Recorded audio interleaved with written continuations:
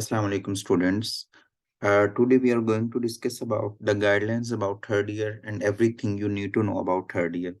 So we will start from recommended books and then we will move towards a subject-wise guideline. We will discuss pharmacology guideline in a separate video, pathology guideline in another video, and so on. So what actually do you need to know about third year? First of all, we know it's first clinical year of your MBBS, and in this year we will study basic four subjects: pharmacology, pathology, forensic medicine, and behavior sciences. So I will try to discuss everything related to third year, and will share my experience of different books, and inshallah I will give you best advice related to books. So we are going to start it. Okay. So बच्चों, actually अब हम start करते हैं सबसे पहले books की तरफ. Okay. सबसे पहले ना हमारे पास जो थर्ड ईयर है, इसमें बहुत सारी बुक्स जो हैं वो रिकमेंड की जाती हैं, बहुत सारी बुक्स बच्चे पढ़ते हैं. But according to time management and according to your clinical year of the MBBS and according to conceptual approach, मैं आपको ये बताऊंगा कि आपने कौन कौन सी बुक्स को जो है फॉलो करना है. फर्स्ट ऑफ ऑल हम फार्माकोलॉजी की तरफ मूव करें तो हमारी जो रिकमेंडेड बुक्स हैं, कैटसन की है जो आमतौर पे सारी यूनिवर्सिटीज में भी रिकमेंड की जाती है. इसके साथ एक बुक है लिपनकोड. सो एक्चुअली जब आप दो बड़ी बुक्स, मेन बुक्स को आप पकड़ते हैं तो आपसे नहीं वो हो पाती दोनों बुक्स अच्छे तरीके से. सेकंड ये प्रॉब्लम होता है कि जब आप दो बड़ी बुक्स पकड़ते हैं तो आप किसी भी एक बुक पे अपनी चीजें जो है वो नहीं नोट कर पाते. ठीक है, क्योंकि दोनों में नॉलेज बहुत ज्यादा होता है. तो आपको जितना नॉलेज चाहिए होता है आपको सिर्फ वही अपने जहन में रखना और उतना नॉलेज ही स्टोर करना है. सो इसके लिए हमारी ये कोशिश होती है कि हम एक मेन बुक को फोकस करें और उसके साथ एक कोई शॉर्ट बुक जिसमें आपको रिवीजन में आसानी हो जाए. सो फार्माकोलॉजी के लिए हम मिनी कैटसन या बिड कैटसन, साथ एमबीएम्स फार्माकोलॉजी, कैप्लन फार्माकोलॉजी का हम पीडीएफ रखेंगे और चार्ट्स हम लगाएंगे अपने पास फार्माकोलॉजी के, जिससे आप ड्रग्स को रिवाइज करेंगे. अच्छा, इसका कॉम्बिनेशन का मतलब क्या है? इस कॉम्बिनेशन का मतलब यह है कि ऐसे बच्चे जो फार्माकोलॉजी में बहुत अच्छा स्कोर करना चाहते हैं, जो बहुत अच्छे से पढ़ना चाहते हैं, और हर बच्चे को अच्छा पढ़ना चाहिए, उनके लिए यह है कि वो सारी बुक्स का मटेरियल एक बुक पे कम्युलेट करके उनको जितना मटेरियल डिफरेंट बुक से चाहिए वो उनके पास मिनी कैटसन या बिग कैटसन पे आ जाएगा. और ऐसे बच्चे जो कि पैथो को या किसी और सब्जेक्ट को ज्यादा फोकस करना चाहते हैं और वो चाहते हैं कि फार्मा भी मेरी अच्छी हो जाए, लाइक अपर स्कोर में चली जाए, तो उनके लिए ये है कि वो एमबीएम फार्माकोलॉजी के ऊपर अपना मिनी कैटसिंग और सारा मटेरियल उसके ऊपर जो है वो ले आएंगे. ठीक है. सो इसका प्लस पॉइंट ये होगा कि हम हर तरह के बच्चे को अकोमोडेट कर लेंगे, कि हर तरह का बच्चा जो है ये बुक्स पढ़ के और इसको प्लस पॉइंट की तरफ ले जाए. ठीक है. सो हमारे पास ये बुक्स हैं. अब इसमें मैं आपको बेसिकली थोड़ा सा गाइड करूंगा एमबीएम फार्माकोलॉजी से रिलेटेड.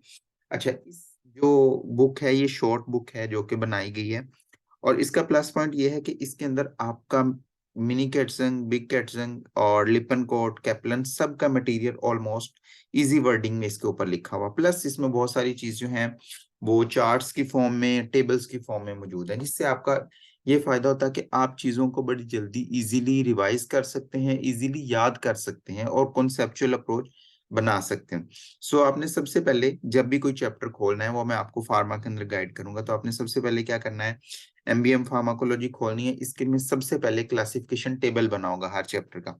फॉर एग्जांपल आप autonomic nervous system ANS pharmacology खोलें, आप पहला चैप्टर खोलेंगे कोलिनोमामेटिक्स, उसमें सबसे पहले आपको क्लासिफिकेशन. अब जो मिनी कैटसन में या बिग कैटसन में क्लासिफिकेशन है ना, वो कोई बहुत ज्यादा अप्रोप्रिएट टाइप की क्लासिफिकेशन है, लाइक उसमें ना मतलब बच्चों को याद करने में मुश्किल होती है. अप्रोप्रिएट का मतलब ये कि वो लिखी तो उन्होंने बहुत अच्छी हुई है, अपने अकॉर्डिंग ड्रग्स सारी मेंशन की है, बट जिस तरह से बच्चे याद करना चाहते हैं इजी वर्डिंग में जिसमें उनकी सारी चीजें याद हो जाए, तो वो इस बुक के अंदर दिया.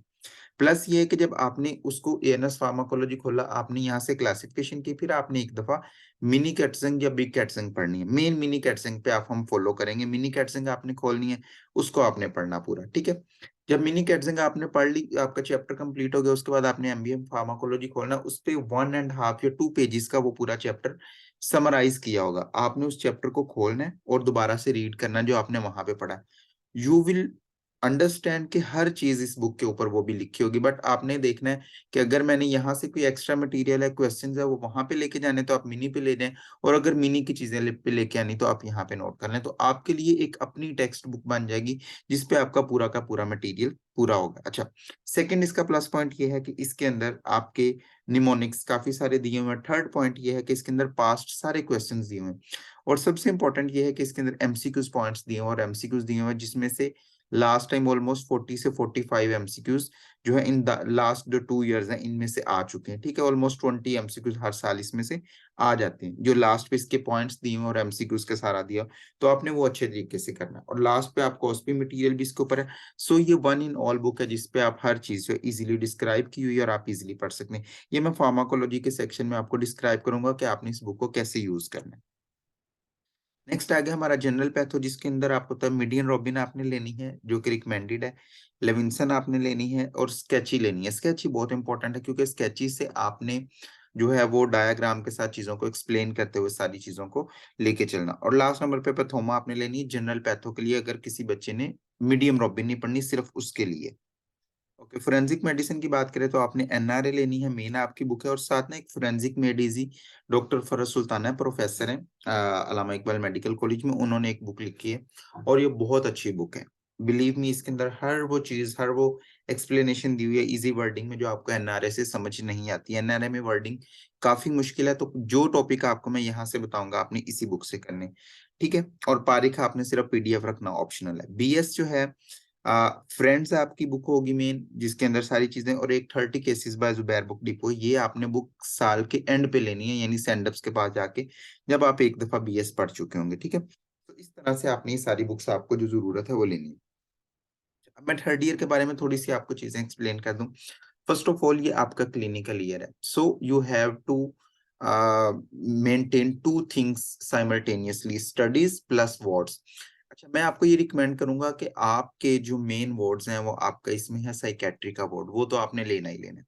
इसके साथ जस्ट आपको ये मैं एडवाइस करूंगा कि जिन बच्चों का एनुअल सिस्टम है और ये सिस्टम नहीं है उनका क्लिनिकल वाला मॉड्यूलर सिस्टम नहीं है, तो वो लाजमी मेडिसिन सर्जरी के वार्ड लें। In third year you have to understand कि आपने हिस्ट्री कैसे लेनी है, आपको इस चीज का पता होना चाहिए। आपको ये पता होना चाहिए कि how you will interact with the patient, और आपने वहां जाके एक्सपोजर लेना है, एटलीस्ट मेडिसिन एंड सर्जरी का वार्ड आपने लेना है। सो ये क्लिनिकल ईयर में ही आपके साथ बहुत ईजी होगा। अच्छा, सेकंड चीज आपने जो थर्ड ईयर में याद रखनी है वो है आपके ड्रग्स।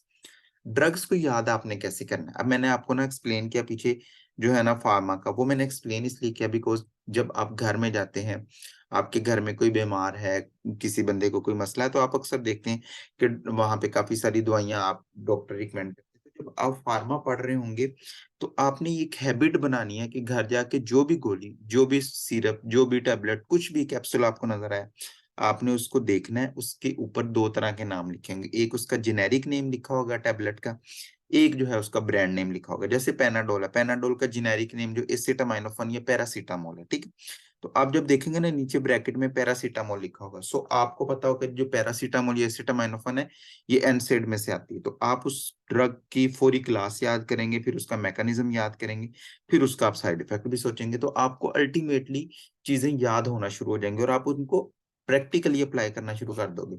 और प्लस पॉइंट आपको ये होगा कि थर्ड ईयर के अंदर अंदर you will know most of the drugs जो आपके आम पेशेंट को, हार्ट के पेशेंट्स को, और आपके घर में जो छोटे मोटे मसले होते हैं बैक्टीरियल इन्फेक्शन के जो सारे, वो हमारे पास उनको जो रिकमेंड की जाती है, तो आपको हर चीज का पता। और ये एक्चुअली आपको याद कैसे होगा, इसके लिए ट्रिक यही है कि आपने चार्ट लेना फार्मा का, वो आपने अपने रूम में लगाना, बड़ा चार्ट होगा। ये भी एमबीएम फार्मा चार्ट आपने लेना है और उसके ऊपर यही सेम क्लासिफिकेशन और हर चीज लिखी है। तो आपने जब भी रूम में आते जाते बैठना, जहाँ आपका स्टडी का टेबल है या आप बेड पे जहां भी आप पढ़ते हैं, तो पास लगा लेना। जब भी आपने बैठना, उसको रिवाइज करना है, देखना है क्लासेस, तो आपको अल्टीमेटली ड्रग्स याद होना शुरू हो जाएंगे। उनको निमोनिक बना के जैसे भी एक दो दफा करने से इंशाल्लाह ड्रग्स आपको याद हो जाएंगे। अल्टीमेटली आपको उसके जेनेरिक नेम याद हो जाएंगे, फिर आप घर में उसको प्रैक्टिस करेंगे तो वो भी। तो दो चीजें होगी, वार्ड्स का हो गया और ड्रग्स का हो गया। Number third, pathology is very important. Pathology में आपने जब माइक्रो करनी है, it is key to success in the MBBS आगे सारे सालों में। तो माइक्रो आपने बहुत अच्छे से करनी है, ग्रेस्प करनी है, उसको बार बार पढ़ना है, स्केची से करें, जहां से भी करें। सो आपको bacterial infection, viral infection, fungal infection, इनका पता होना चाहिए। ये कि किस तरह से इन्फेक्शन कॉज करते हैं, इनका मैकेनिज्म क्या और क्या क्या सिम्टम्स कॉज करते हैं। आपको सिम्टम्स बताए जाए, आप फौरी तौर पे बैक्टीरिया डायग्नोस करने वाले बनो, ठीक है। सो ये आपने अच्छे तरीके से करनी। सो ये चीजें थी जो कि हम डिस्कस की हैं रिलेटेड टू थर्ड ईयर। और अगली वीडियो के अंदर हम इंशाल्लाह प्रॉपरली फार्माकोलॉजी डिस्कस करते हैं, जिससे रिलेटेड मैं आपको सारी चीजें गाइड करूँ। Thank you so much.